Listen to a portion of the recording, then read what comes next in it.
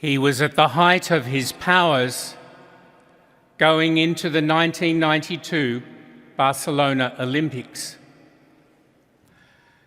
The British sprinter Redmond held the British record over 400 metres, and on the relay team that the year before had upset the red-hot US team, winning the World Championships.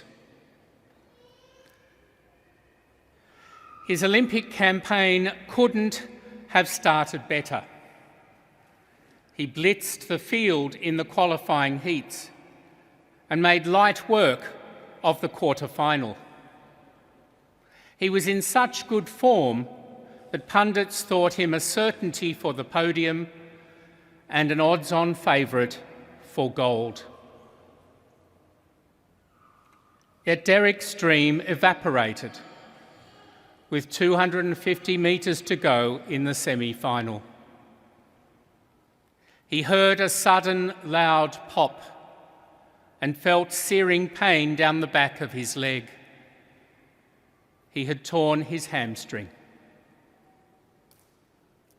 65,000 fans gave him a standing ovation as he sought to complete the race, limping onwards against the advice of the track officials and medics, and aware his rivals had long finished.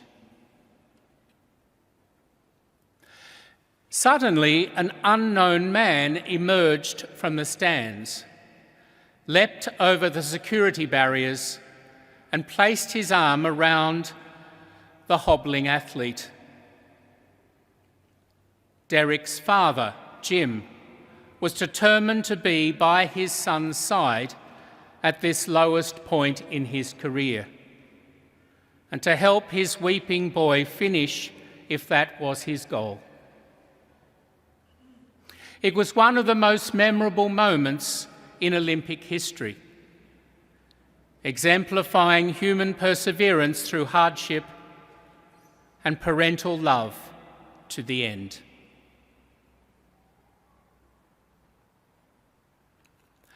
Of our many names for God, Father has pride of place. It's a name that comes naturally to us and is the first we recite in the Creed, in the sign of the cross, at the beginning of our Mass and many other prayers. Fathers generate, guard, and govern, giving of themselves for their own. To call God Father suggests parallels between human fatherhood and divine. Thus, in Michelangelo's famous creation of Adam in the Sistine Chapel, the man is like a much younger version of God the Father. And God reaches out to communicate to him life and grace.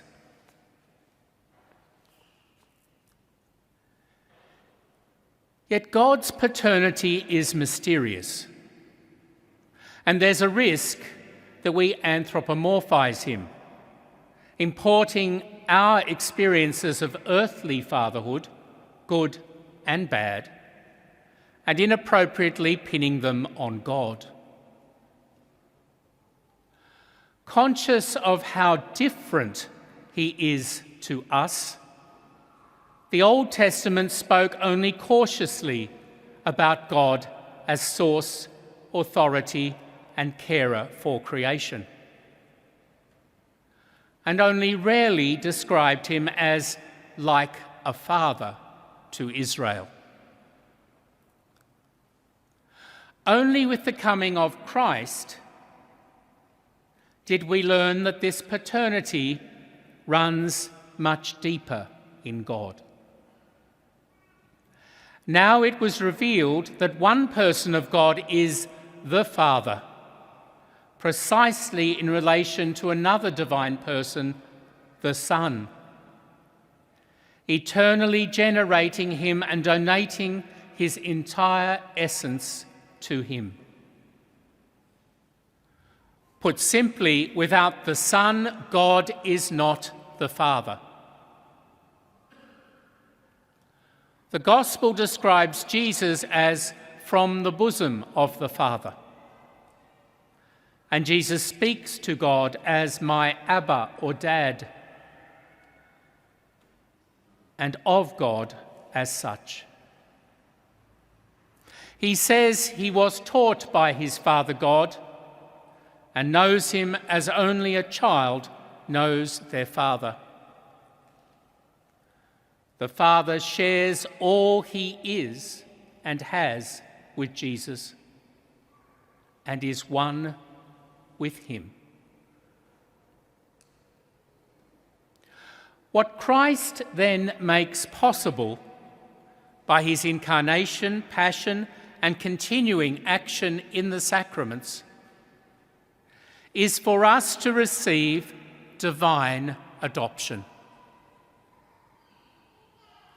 There was a premonition of this in old Israel's almost blasphemous talk of humanity being like gods.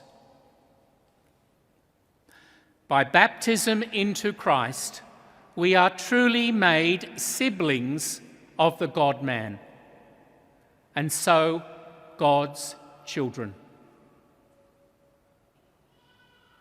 So talk of God as Father is more than a metaphor. It's why Jesus could instruct his followers to think of God and talk to him with the intimacy that we should have with our own dad. Recognizing that as a father generates, guards and guides his offspring, so God cares immeasurably for each one of us. No hair on our head goes uncounted, no need of ours unaddressed.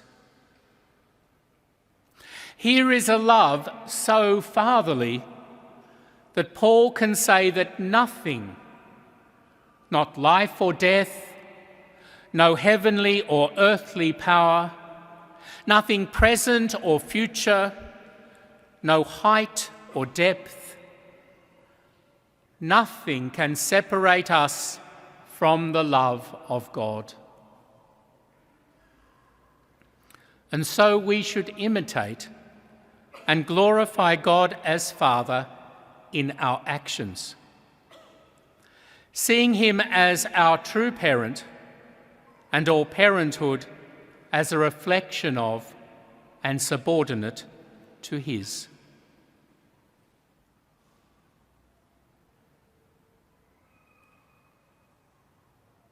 Challenging that, especially for earthly fathers.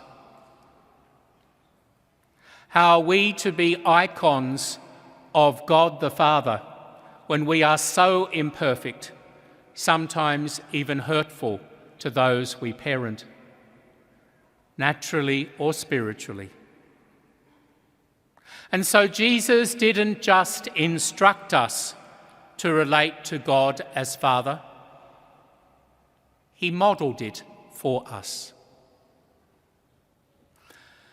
Though his relationship to the Father was unique and somewhat opaque to us, the Gospels show him regularly conversing with his Father God in please and thank you prayers. In this, he set us an example of courageous trust. In today's Gospel, Jesus' best mate tells him to put his own safety first, provoking his sharp rebuke to Peter for behaving like a satanic tempter.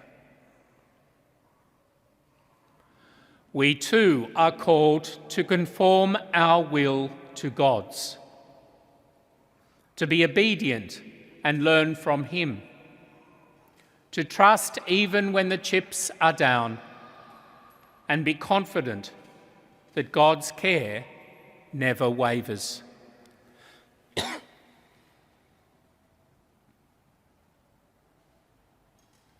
Who knows what was going through Jim Redmond's mind as he leapt the barriers to be at his injured son's side? There wasn't much he could do to take away his son's physical pain or psychological suffering.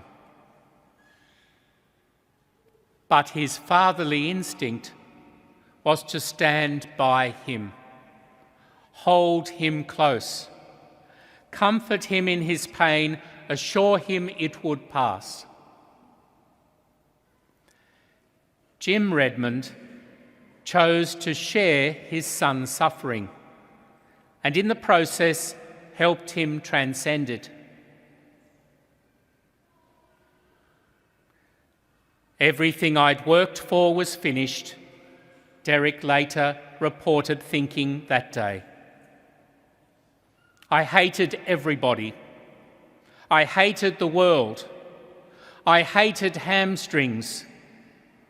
I felt so bitter hopping around. Then I felt a hand on my shoulder. It was my old man. Today, Jesus castigates Peter for wanting him to forego his passion. See how much I love this world that wants to kill me, he implicitly says. You too must take up your cross.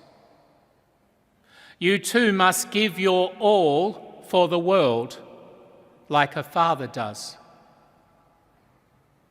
What point gaining every medal it offers if the price is your eternal soul? But know that you are not alone. There is redemption even at your lowest ebb. There is a loving providence, a hand on your shoulder, a boundless love, a Father who comforts you all the way to the finishing line.